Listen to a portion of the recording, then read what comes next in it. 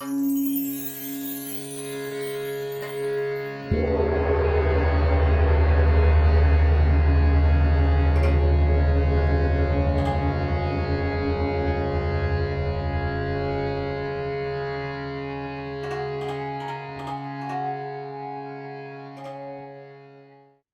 are recording, and thanks for coming. So this week, in the newsletter I sent out this week, it was discussing these 5 new rules for peace, for inner peace, and these are 5 aspects of our life that we can look at and examine and see where we are in accordance with those. Um, and the 5 are: rule 1 is recognizing that we are deserving of care and we are capable of caring for ourselves. Rule 2, mine's gone blank, yeah, is every step that we take is an opportunity for growth. So there are no wrong turns. Rule number 3, attitude is everything. Rule number 4, we are properties of the earth and as such are subject to the laws of nature. And rule number 5, our awareness or our perspective is always flexible. So I won't go into the background of each one because today we're focusing on rule number 1, which is we are deserving of care and we are capable of caring for ourselves. So we're going to discuss that for a little while. Then we're going to go into a practice. I don't know if you've ever done a rain practice before, but I'll talk about that before we do it and outline how that'll run. And then we'll come back and we'll do a little bit of a debrief or an inquiry about it. But this first rule, this is the reason this one is so important to me. It's all about self-compassion. So it's acknowledging that we suffer. We're deserving of care because there is suffering in this world and we are subject to it on a daily basis in all different forms. So particularly, a lot of the suffering we experience is due to things like survival. There's that first layer of suffering is survival-based needs. And then we have this extra layer that we put on, which is the second layer of suffering, which is what we say about what's happening. And this is the mental and mind-made relationship that we have with suffering. Now, the first part, this, acknowledging we're deserving of care is actually quite difficult for some of us to actually admit that we might need help. And this might be due to fear or some form of pride that we deny our own suffering or we refuse help. And sometimes we're doing it consciously, sometimes we're doing it subconsciously.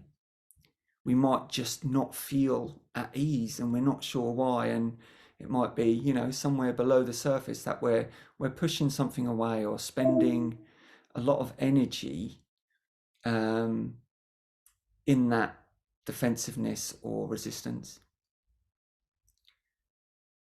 So this acts as an armor or a facade around us when we don't acknowledge our own suffering. That suffering exists in some form, and due to our fear and pride, we don't always admit it. We don't always feel safe enough to expose our vulnerabilities. So we put up a wall. And this wall or this facade or this armor, it can distance us from authentic relationships, from people who we know and love. And not only that, over time, it becomes a burden. It becomes heavy. Anything that we hold on to for so long can become heavy and tiresome. And not only that, it doesn't help us learn or develop. So it acts as a block to authentic learning. Now, this armor, it has a purpose. We don't just blurt out everything to everyone that we see. We've all probably met people like that, and it comes across a little bit strange. So it's important, I think, to have boundaries, and sometimes that armor can be used as a way of assessing if we feel comfortable or safe.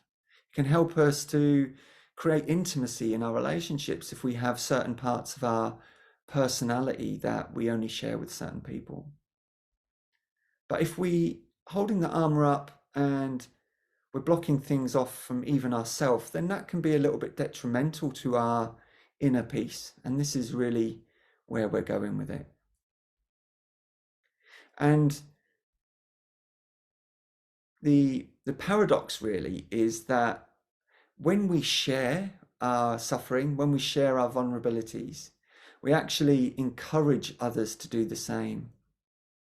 So we drop our guard and then somebody else will drop theirs, and then we're connecting, and that's real connection there. Sharing doesn't make us weak. Sharing actually connects us on a more authentic level, and it helps to strengthen our sense of being, our sense of peace. And if we look at it, we don't have to scratch too deeply under the surface to recognize that we can't actually get by without help. We don't exist in this world on our own. From a very biological point of view, we exist with the planet, breathing in the air that the trees breathe out. All the food in our body is food that's grown from the planet and the energy from the sun.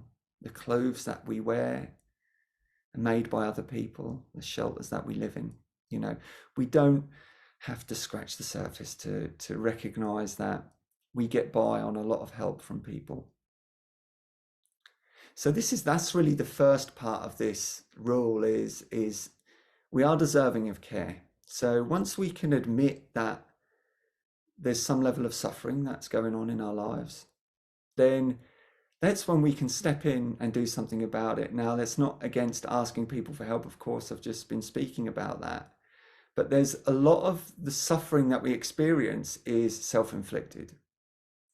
And we've all probably experienced it in some way where something happens and then we start adding layers of narrative to the event. And this event in itself may have already passed, it arises and passes, but we're adding layers to it of commentary.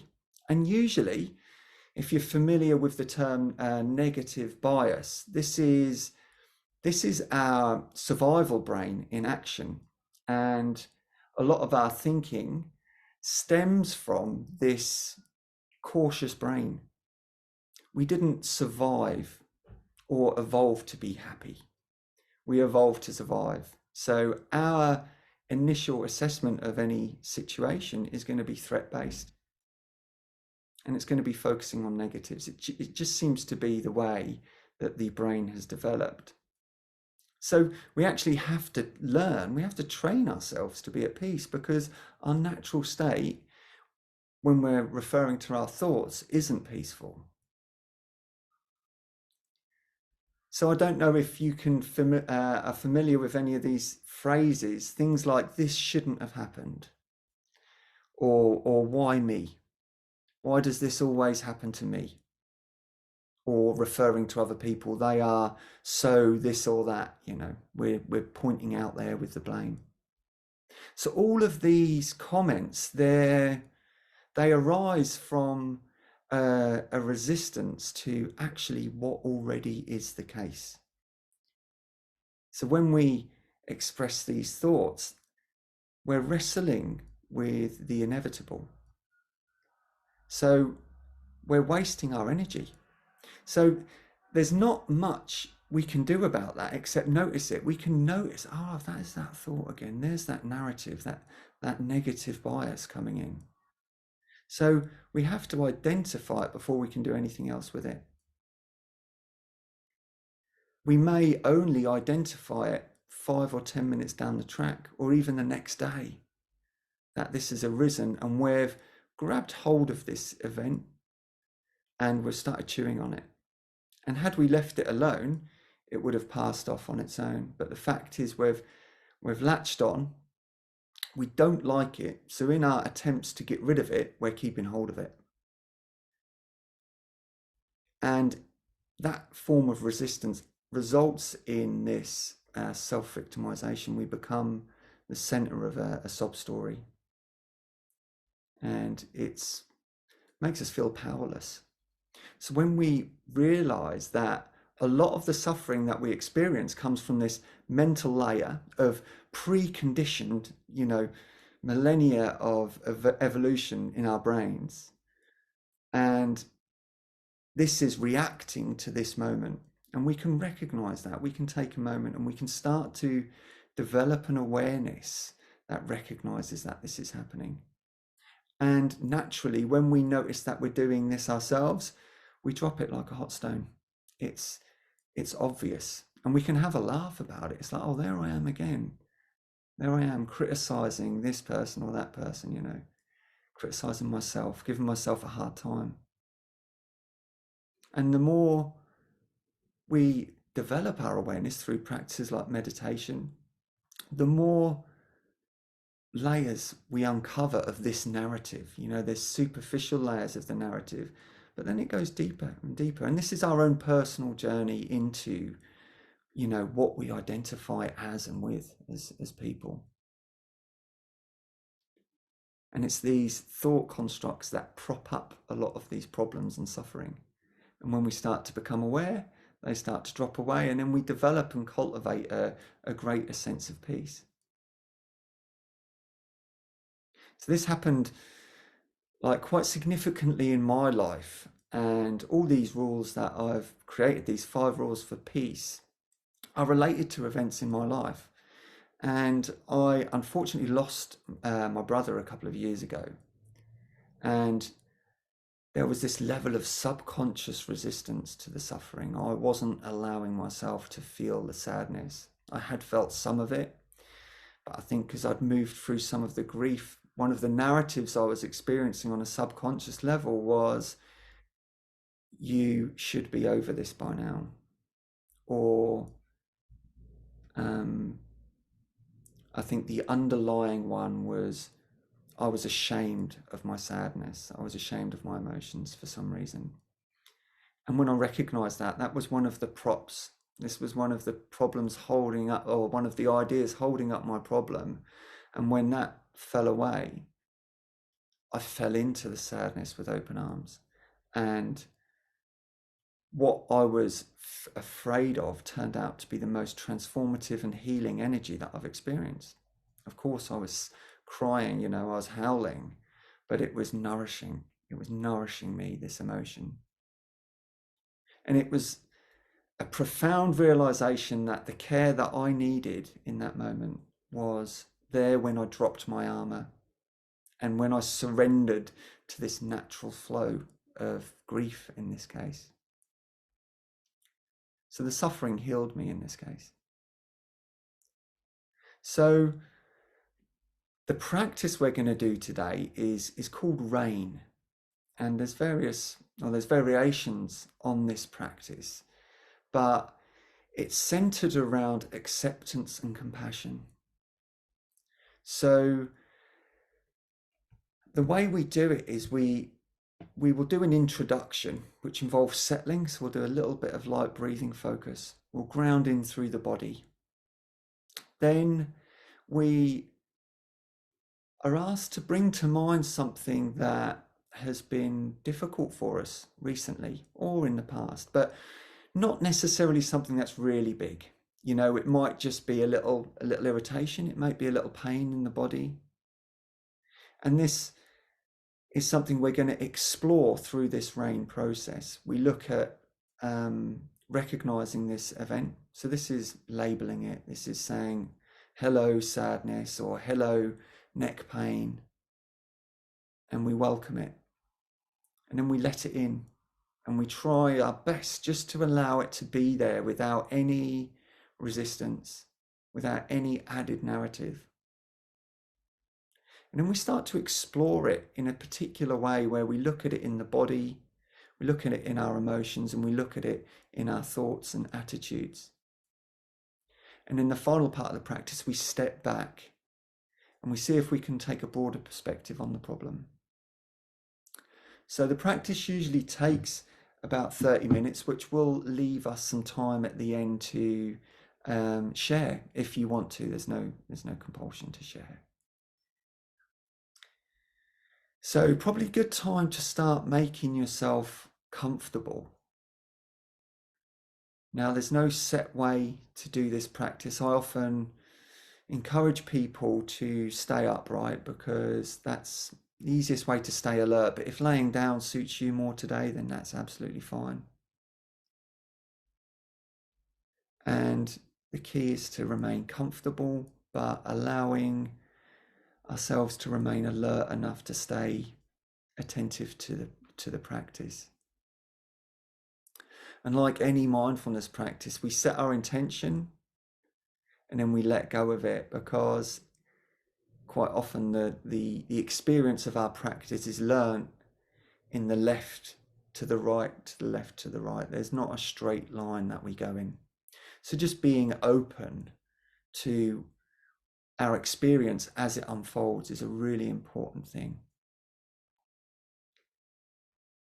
This practice usually starts with a poem by Rumi. It's called The Guest House. So I'm going to read that out, and then from there we'll go straight into the practice.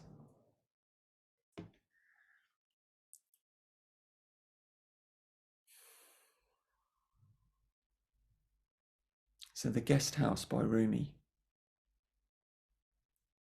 This being human is a guest house. Every morning a new arrival. A joy, a depression, a meanness. Some momentary awareness comes as an unexpected visitor. Welcome and entertain them all, even if they're a crowd of sorrows who violently sweep your house empty of its furniture. Still, treat each guest honourably. He may be clearing you out for some new delight. The dark thought, the shame, the malice, meet them at the door laughing and invite them in. Be grateful for whoever comes, because each has been sent as a guide from beyond.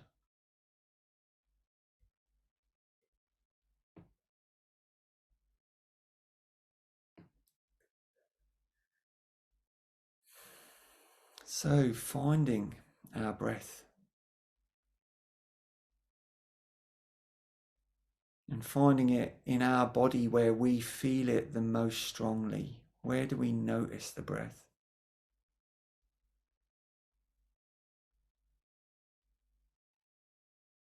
Maybe it's in the nose or the throat, maybe the chest or the belly.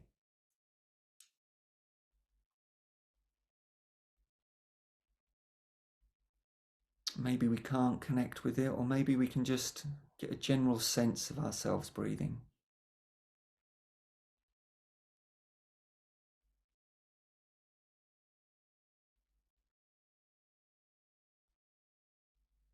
Can we bring our attention a little bit closer to the breath? To the sensations of breathing as they arise?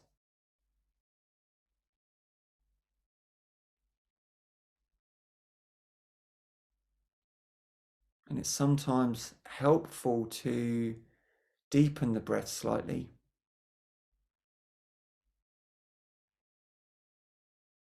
And to build a balanced flow of breathing.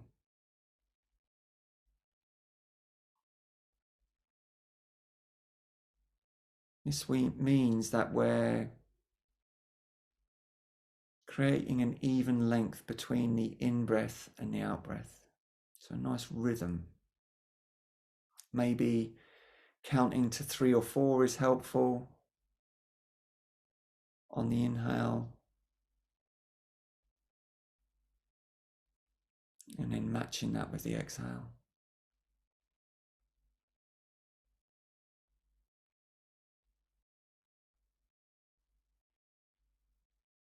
And this doesn't have to be perfect.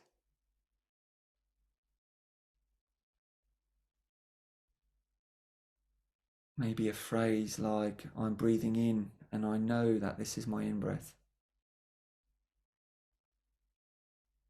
And I'm breathing out and I know that this is my out-breath.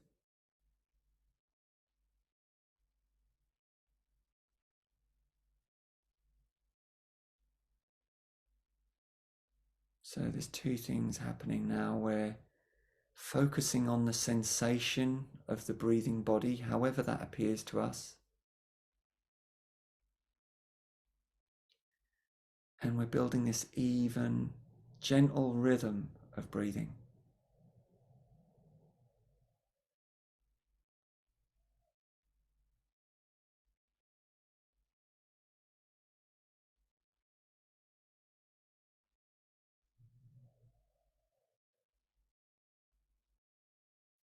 And of course, the mind will interrupt, will carry us away. Our awareness will attach itself to movement of thoughts and thinking. And it does so very cunningly, and we don't realize it's happened until after. So as soon as we recognize that we've come away from the breath, then we just let go of whatever we're thinking about as best we can and return to rest again in this breathing body with this gentle rhythm of breath.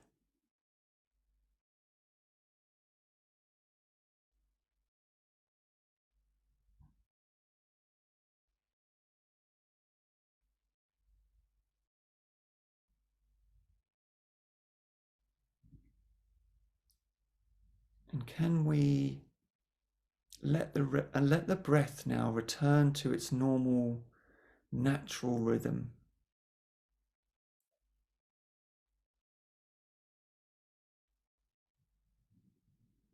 I'm just taking a moment to be curious about this breath. How is it?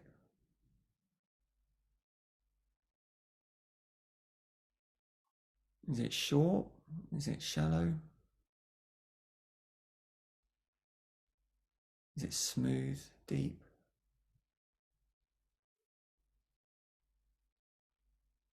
Treating each breath like a new thing, as though we've never breathed it in before.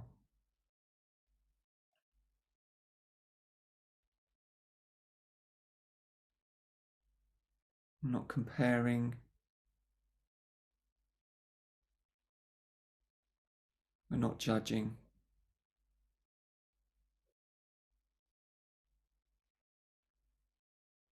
And we're not judging ourselves if the mind wanders, which it will. We just gently return it to this awareness of this natural breath in the body.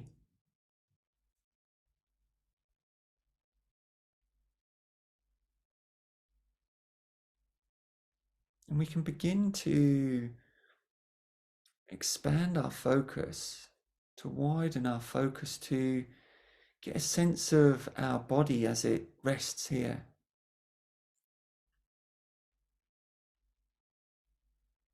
What's the most obvious sensation right now in the body? Is there one?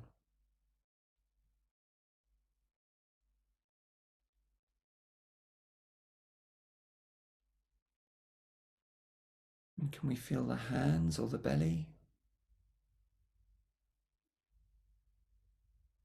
Maybe it's the weight of our body on the floor or the chair.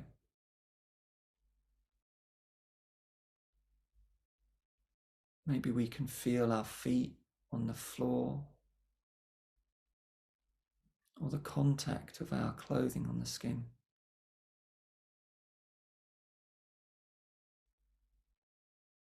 There's no wrong way of doing this. We're just allowing our awareness to expand, to bring in the senses of the feelings of the body.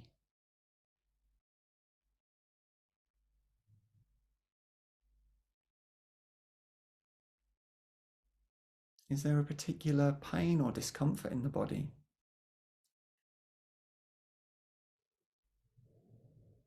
Can we soften around it?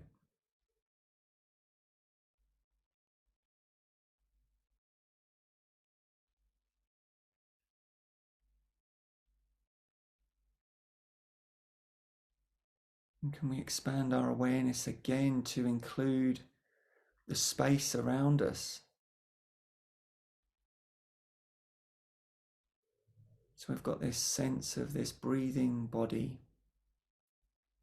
sense of any kind of feelings of the body in this space, and an awareness of the space around the body as well. Perhaps distraction in our environment.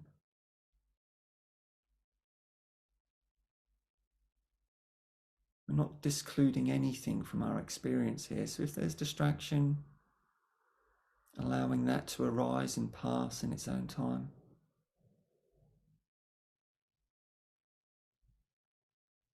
If there's difficult sensations, allowing them to arise and pass.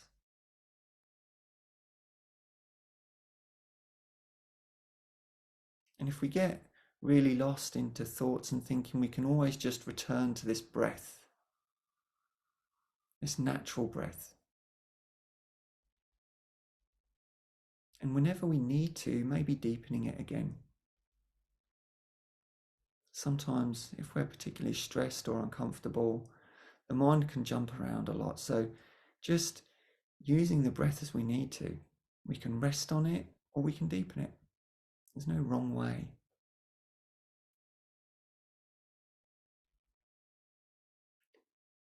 So this is where the rain practice begins. As we rest here on our breath,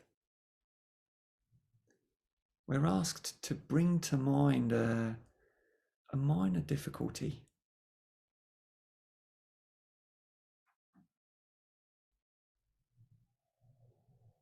And this can take any form. It might be a difficult emotion that we're carrying. It might be a difficult sensation.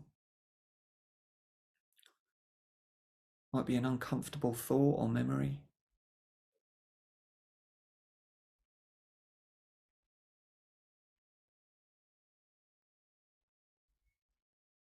And if nothing is coming up at all, then holding that space, that blank, if you like, and using that as the focus of our practice.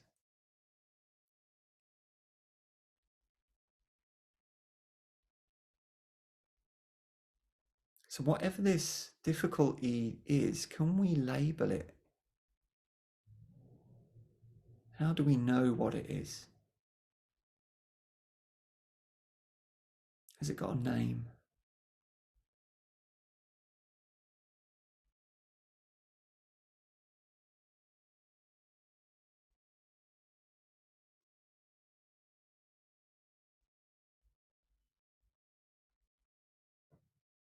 And can we allow it to be here? This is when we're opening the door. We're recognizing the difficulty. And by allowing it, we're actually inviting it in. We're giving it space to be here.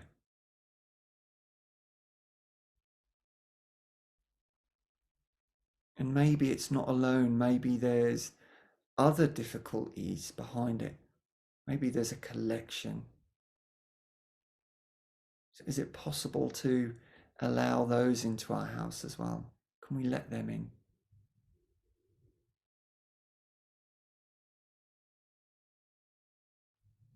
Now, this is brave because we might not want to be around these experiences, these difficulties. So we're only expected to do what we can with this, allow as much as we can.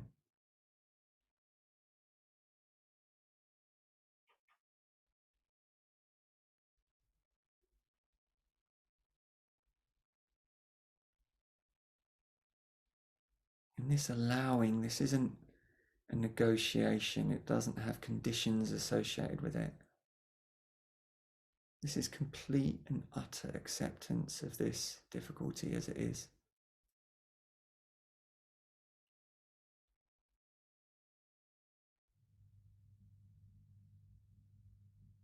This isn't, if I allow you in, will you leave quickly? This is, I'm allowing you to be here.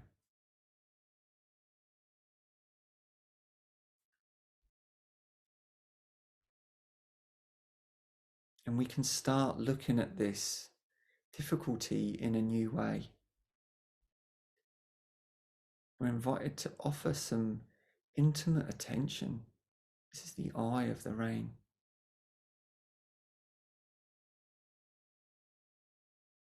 And we do so with curiosity.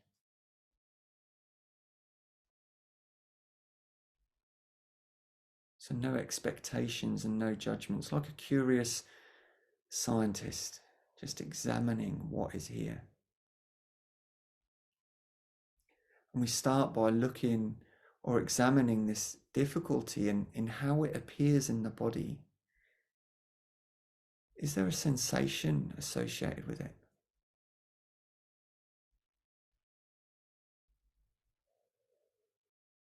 And what kind of sensation is it?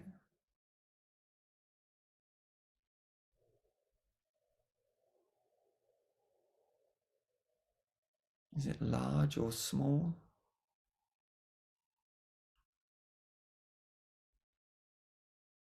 Solid or airy?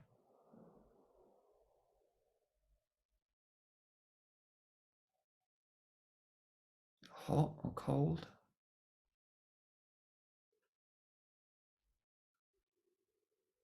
Maybe we don't have words for this particular sensation,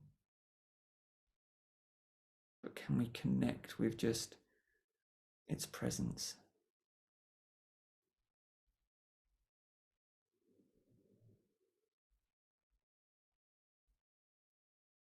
Does it have a center?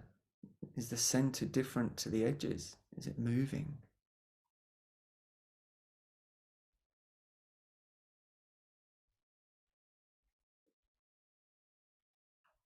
And are there any feelings or emotions associated with this sensation, with this difficulty?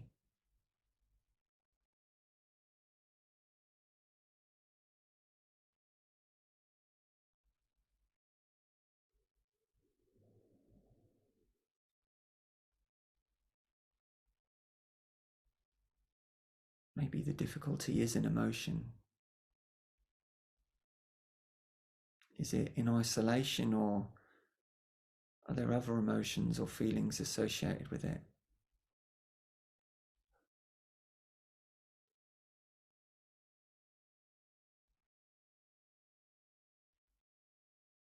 And we're asked to meet these with acceptance.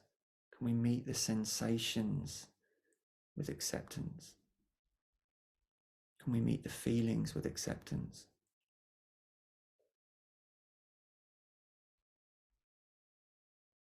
Maybe there's layers of feelings. Maybe they're changing. Maybe there's resistance to the feelings.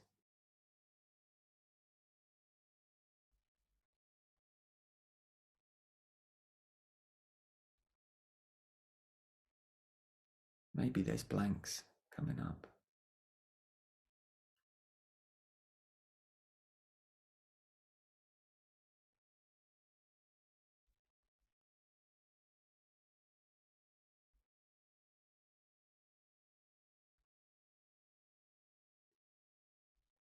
And can we give these feelings their own space and presence and just allow them to be here in their own way?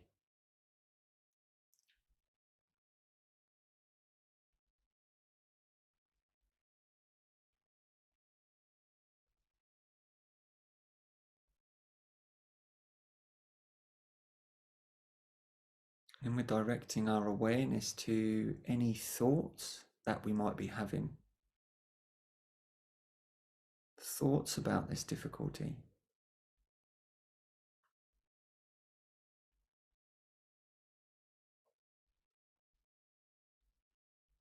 Sometimes when we're deeply in it, then it's difficult to notice these things. But there may be stories associated with it.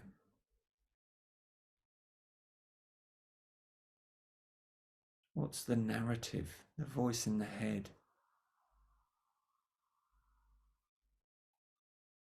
And is it true?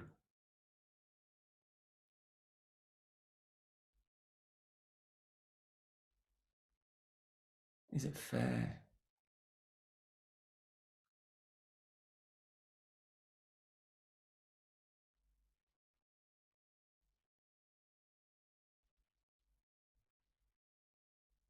Can we recognize any beliefs underlying this?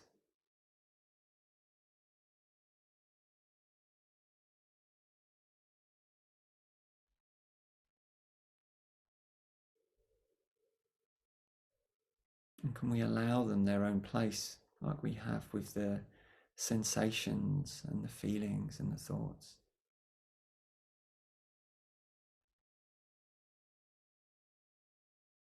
Becoming curious about this attitude that we might be currently experiencing.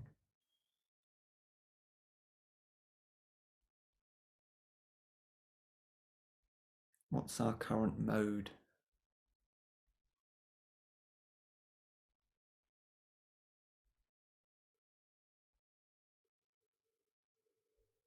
Can we be aware of this?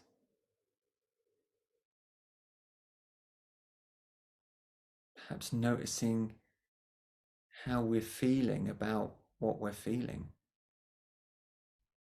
Is there a layer of judgment or resistance? Maybe another voice, maybe that critical parent voice.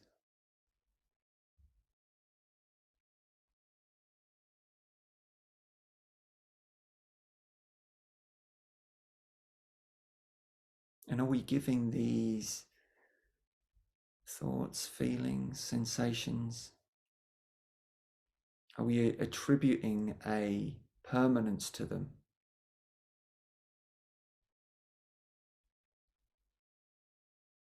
Or are we believing them to be true when perhaps they might not be?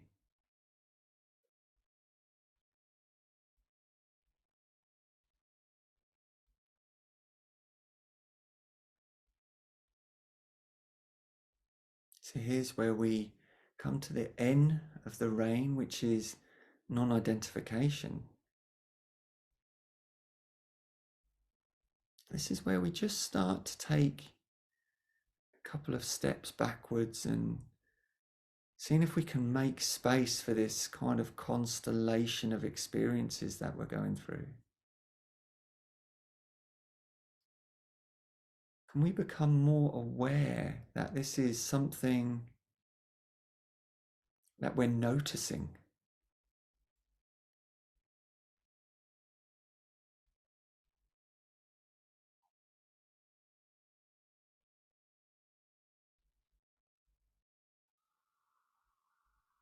Does this experience define us? Or is it simply moving through?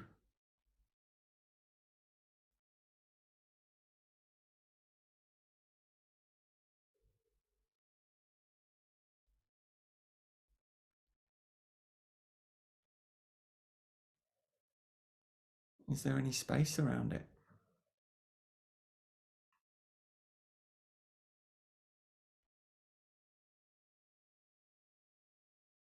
Sometimes we are emotionally connected to this experience, this difficulty, and it's hard to see around it. It's hard to let it go. And sometimes we can just notice that that is what this moment feels like. So whatever I'm experiencing now, whatever this difficulty is, this is what it's like to be feeling and thinking these things. And there's nothing wrong with that.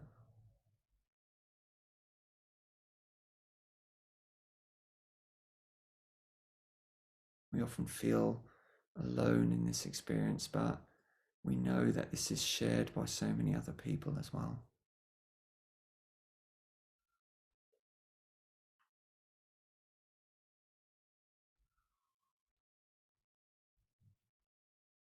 So just taking a moment now as we draw toward the end of the practice, just to let go of any curious or investigative mind that we've been using for this practice.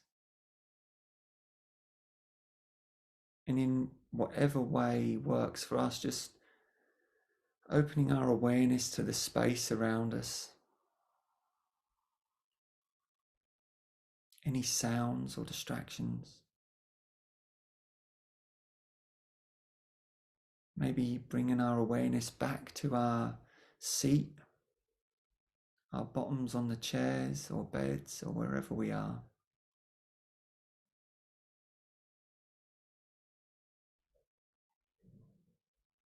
Allowing ourselves a few moments just to transition from this practice.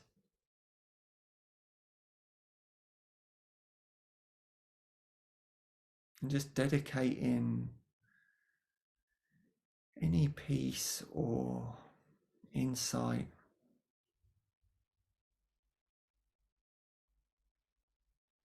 to maybe to people that have knowingly or unknowingly upset or hurt us.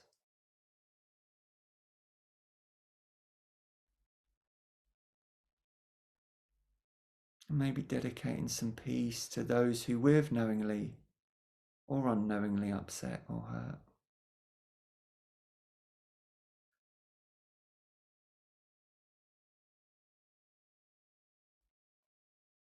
And if it's comfortable to do so, placing a hand on the chest and just taking a moment to recognize where we may have knowingly or unknowingly hurt or upset ourselves.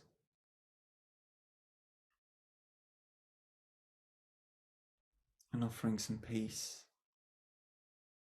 to ourselves.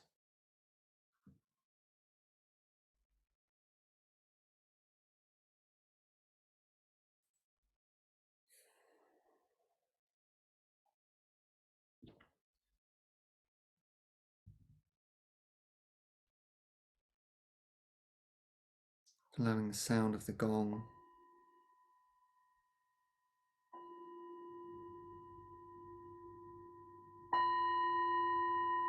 just to signal the end of the practice.